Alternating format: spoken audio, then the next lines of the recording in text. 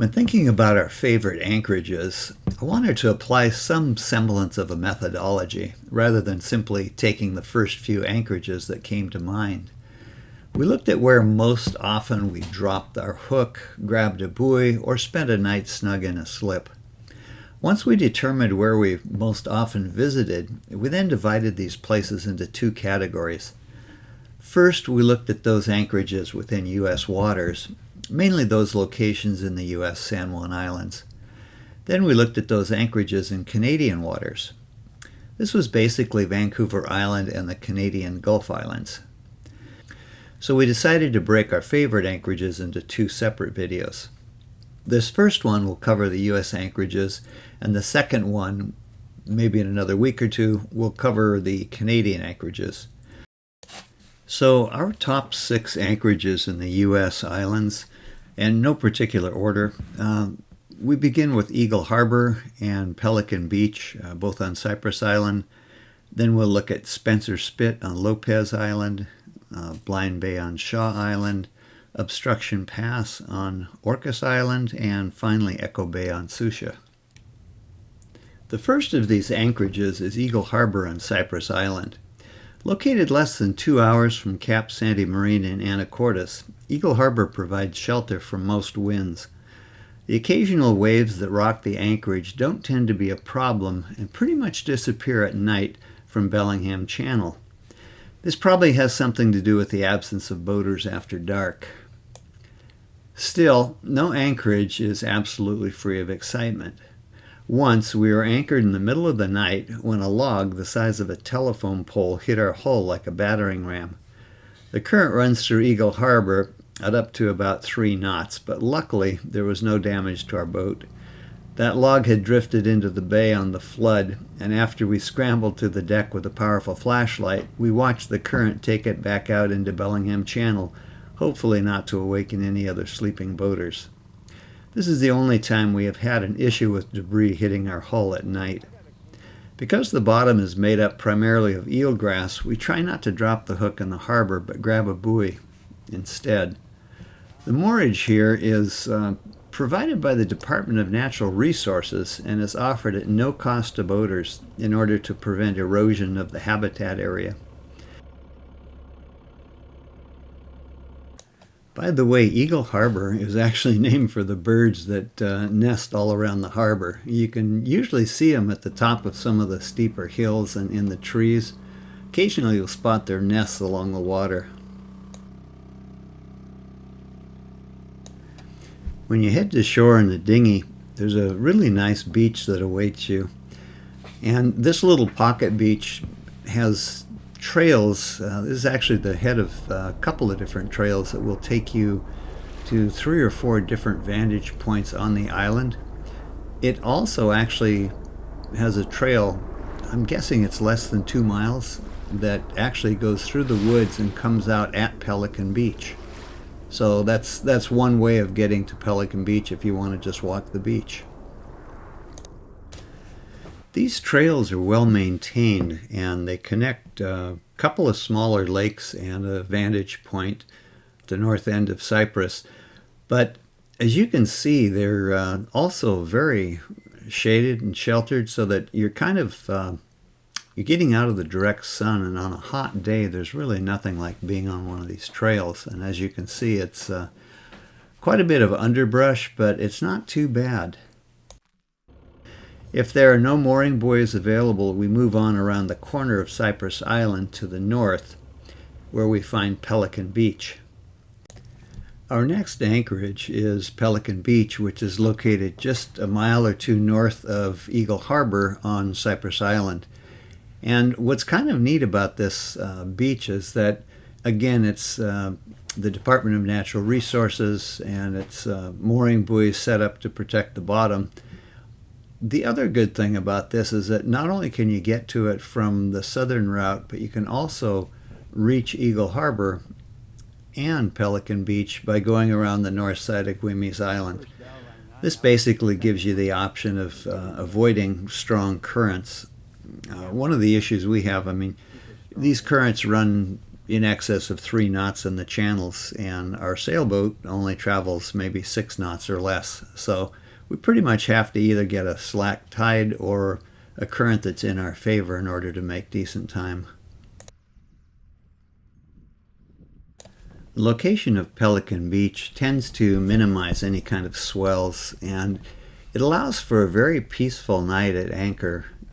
Again, because you're on a mooring buoy, there's not too much issue with dragging anchor, which might otherwise happen in these areas. You do have some current, but again, not a lot of swell. And the shore side allows some camping.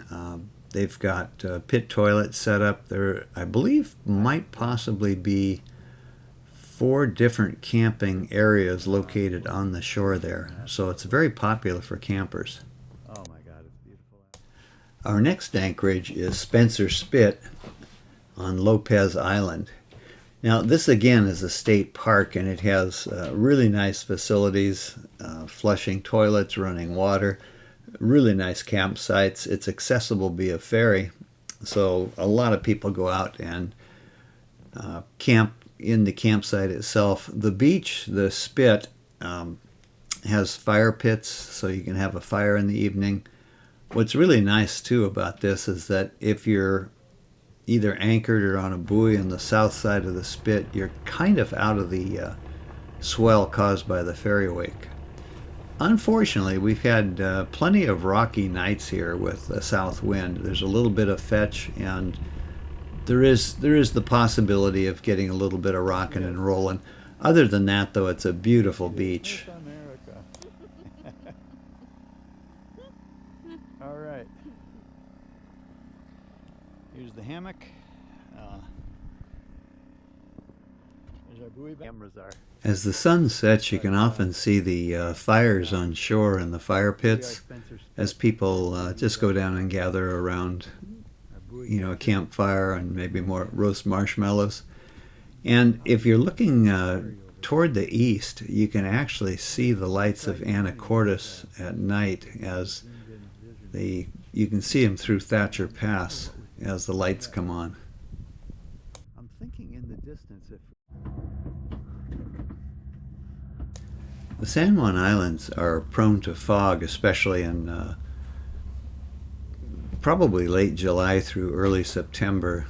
And while it's a little bit of a hindrance, if you wait it out, it typically starts clearing up by noon, or maybe in a worst case, the fog's lifted by 1 or 2 in the afternoon. And since distances are short, you can still get places.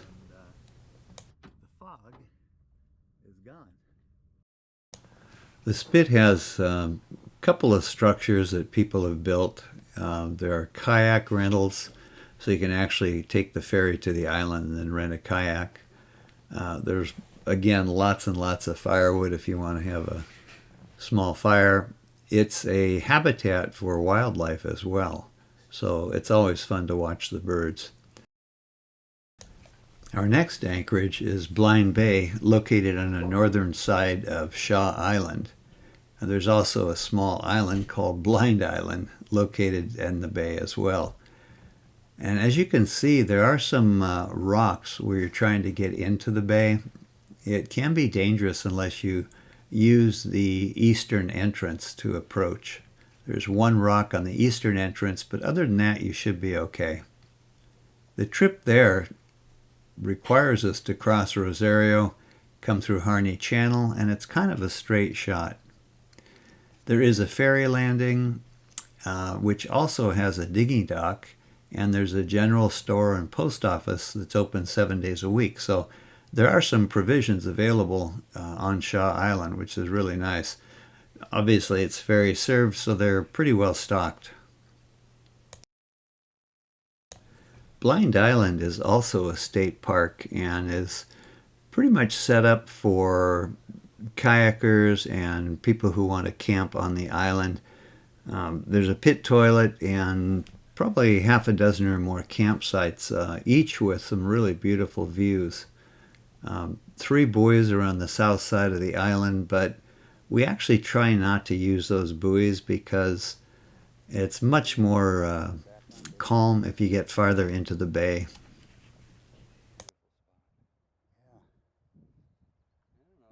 This anchorage tends to not only be very quiet and very protected, but the bottom holding is just amazing. It's typically mud, and the bottom ranges basically 20 to 30 feet. The next anchorage that we tend to spend kind of a lot of time on, at least for the evenings, is Obstruction Pass State Park. It's located at the southern tip of the eastern end of Orcas Island, and again, it's got 3 mooring buoys.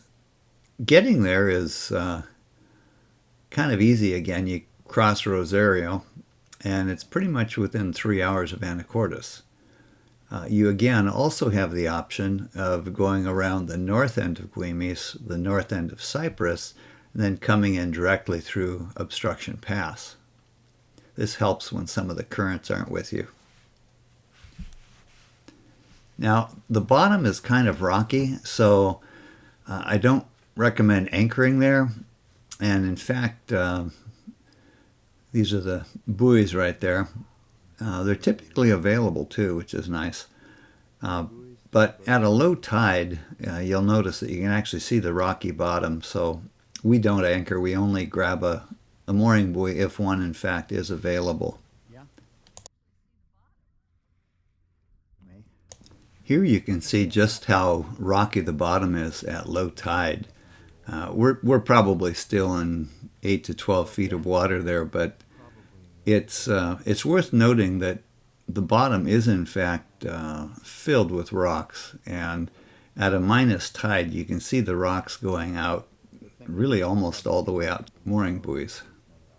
Because you're susceptible to rollers coming in off of the traffic going through the pass, and even some of the ferries in the distance, we occasionally put out a stern anchor, but we make sure we have a trip line on it just in case it does get hooked up in the rocks. The Pebble Beach gives way to miles of hiking trails, and there are some rudimentary facilities available, pit toilets, etc. And actually, one of the trails goes several miles back to the north and joins a parking lot. This particular state park is also really well known by kayakers, and it is a very popular kayaking camping area. And finally, one thing that Spencer Spit, Blind Bay, and Obstruction Pass all have in common is that you return to Anacortes across Rosario Strait. And the beauty of Rosario Strait is that you basically have miles of open water that allows some wind either from the north or the south. And so, you know, even though you've typically got light air or non-existent wind in the summertime, Rosario Strait can be relatively dependable when it comes to wind, even if it's light wind.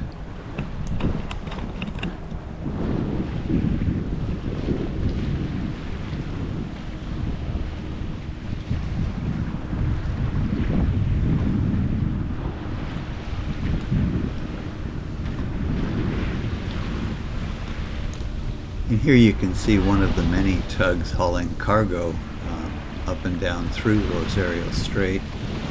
It typically runs either Bellingham, or sometimes it'll run all the way up to Vancouver, British Columbia through this strait.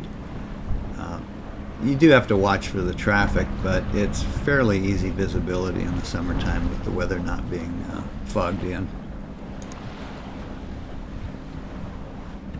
The last U.S. anchorage, and probably our favorite anchorage of all time, is Echo Bay on Susha.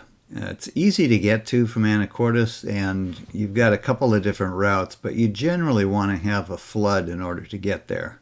We enter Echo Bay typically by going up through Bellingham Channel, and then up through the northern reaches of Rosario, and finally into Echo Bay.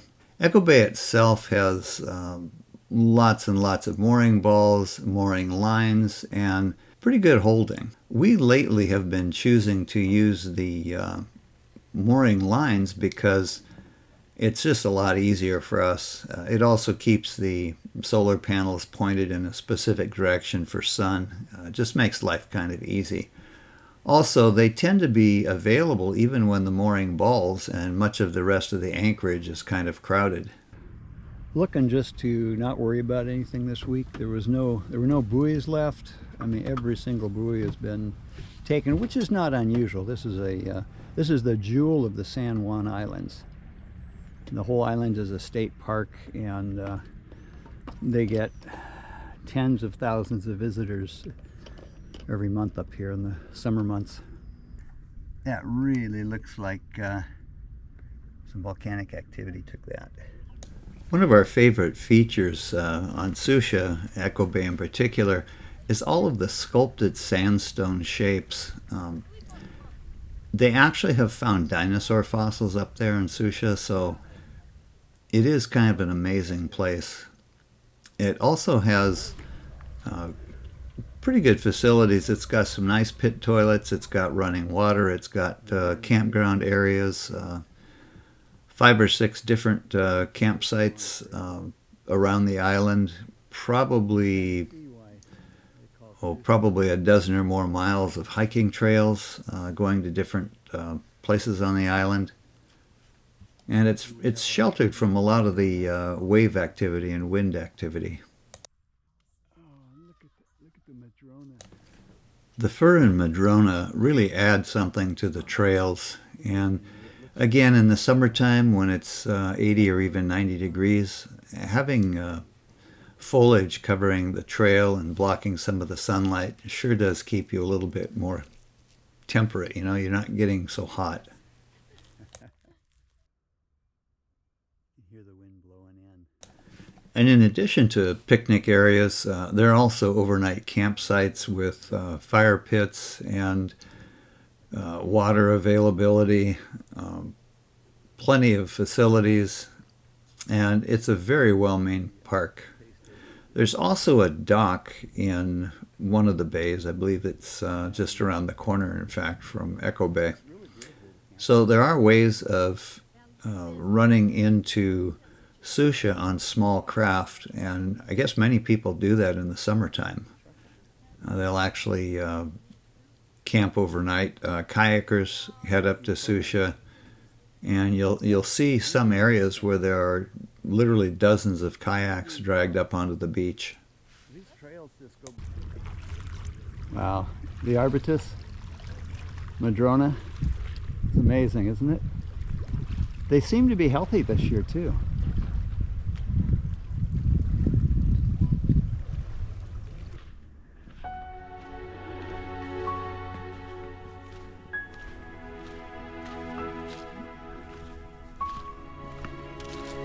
Just so they fall off the trail. Yeah.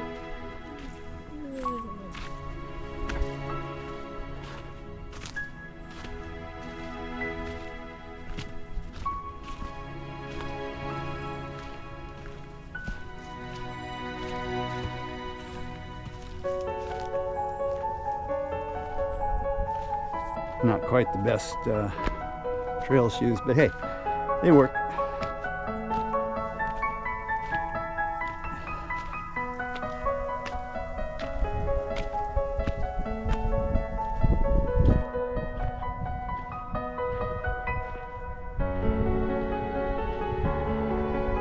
Oh, it's nice and cool in the wind here, in the breeze.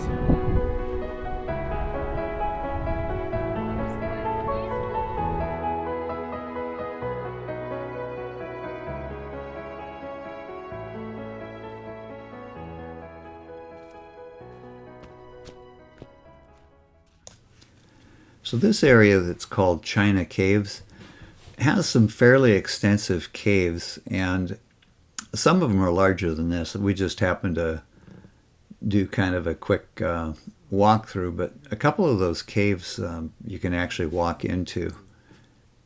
They are fairly tight, and I don't like going into caves, especially areas that I'm not really familiar with, so we just shot these from the outside.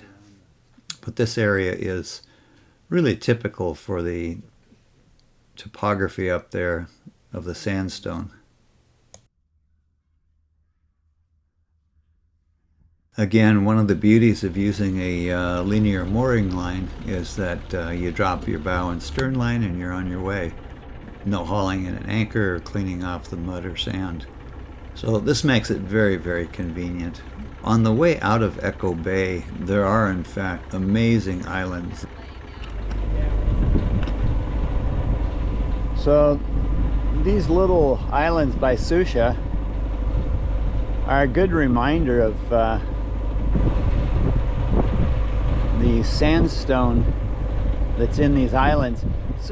In our next video, we'll share some of our favorite Canadian anchorages.